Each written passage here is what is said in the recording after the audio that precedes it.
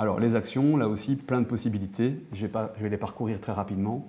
On peut donc, sur base d'une recherche, imaginons par code postaux, d'exporter la liste des gens qui m'intéresseraient par code postaux. Donc imaginons que ce soit le résultat de la recherche. Action exportée, on va faire l'expérience. On exporte tous les champs possibles ou quelques champs vers un fichier Excel ou CSV. Je ne vais pas rentrer dans le détail, ça doit parler à ceux qui ont besoin de ce genre d'options, mais ça permet de générer un fichier classique Excel. Je l'exporte, le fichier se télécharge et j'en fais autre chose. Donc j'ai une situation ici où j'ai pris une recherche, j'ai fait un fil potentiel, j'ai choisi quelques membres et toutes les colonnes qui étaient face à moi à l'écran se retrouvent dans un fichier Excel que je peux traiter, que je peux peut-être en faire une statistique ou une communication vers autre chose. C'est une fonctionnalité, encore une fois, je la montre, qui se retrouve dans tous les modules. Gardez ça bien en tête. Dans l'autre sens, donc, quand on choisit, j'ai parlé d'exportation, on peut importer des données. À tout moment, vous dites, moi j'ai une belle liste de données qui est déjà bien propre et bien faite. On a toute une possibilité d'importer, dans l'autre sens, des fichiers CSV ou Excel directement dans le système. Je reviens sur la liste des membres. Je vais continuer un petit peu l'exploration des différentes actions possibles. On peut archiver par exemple un membre. Ça évite toute suppression. On est toujours tenté de supprimer des membres. Ça dépend de la configuration de chaque EMJ, mais nous recommandons de ne jamais travailler en suppression physique.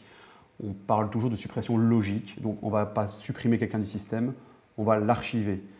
Je fais une toute petite parenthèse pour ça. Pourquoi ne supprime pas quelqu'un? Parce qu'un membre va pouvoir faire des achats, des inscriptions, avoir des enfants, et ainsi de suite, a une vie dans le système. Si on le supprime définitivement, on supprime tout son historique potentiellement, et donc les traces comptables, les traces de facturation. Donc, souvent, très très souvent, on empêche la suppression. Donc si vous tentez de supprimer ici, vous aurez un message qui dit que vous n'avez pas le droit de supprimer. Par contre, archiver, bien évidemment, ça le place dans une catégorie à part, et ça le permet de ne plus le faire afficher dans les listes courantes, mais en tout cas de pouvoir le récupérer par la suite. Même chose pour désarchiver.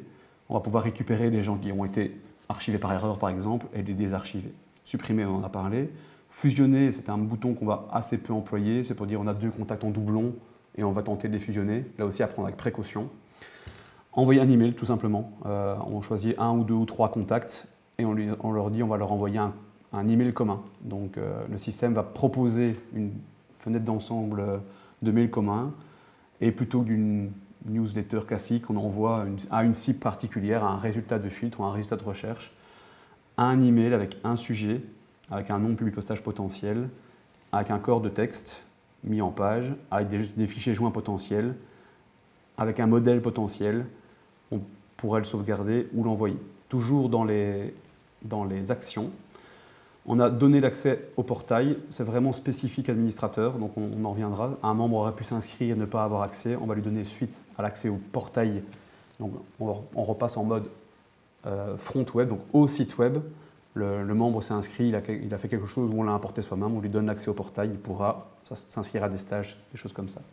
Envoyer un SMS est une option très particulière, il faut avoir activé cette particularité dans chaque EMJ ou pas, sachant qu'un SMS est payant, donc il faut avoir activé cette fonctionnalité, et ça il faut voir avec l'AMJ en direct. Toujours dans la liste des fonctionnalités de tous les modules, on peut toujours, dans des modes de liste, avoir des paginations par exemple. Donc, quand on a des membres par défaut, donc on peut retirer, avoir des grandes listes, et les paginations sont inscrites ici. Donc on peut jouer sur différentes affichages. Il y a des centaines de milliers de membres.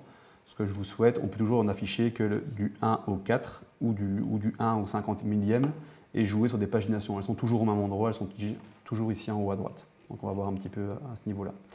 Dans les vues classiques, encore des petites options. Donc quand on a des vues comme ceci, des vues listes, on a tout de suite très souvent des vues de statistiques. Quand c'est pertinent, le système propose, ici donc dans une vue des contacts, tous les contacts qui ont été inscrits ou qui ont une date de comptage par mois éventuellement. Ici, j'ai pris un site d'administration où j'ai toutes des MJ de test. Et donc, je vois qu'une statistique a été proposée en direct par le système. Cette statistique, une fois qu'on a cliqué dessus, propose dans ce secteur-ci d'autres statistiques, donc d'autres modes d'affichage. Donc là, on a la mesure des contacts. On pourrait les avoir en tel type de graphique ou en tel type de graphique. Encore une fois, ce sont des fonctionnalités par défaut que l'on peut encore aller identifier et préciser ici. Donc on préférait avoir d'autres couleurs, il n'y a pas de couleur ici. On peut avoir des latitudes selon des gens qui se sont inscrits.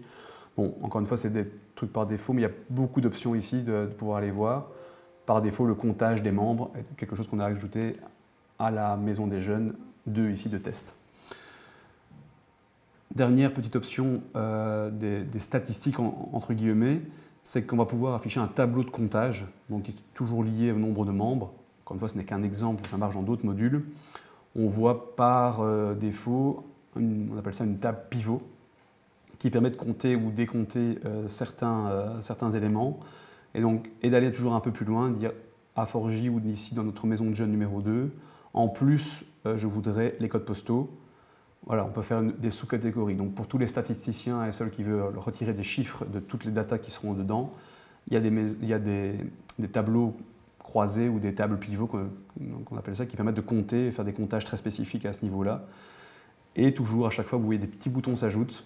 On peut s'amuser à intervertir les axes, je ne vais pas le faire ici. On peut s'amuser à déplacer les colonnes, tout déplier, on va voir un peu les choses qui se passent.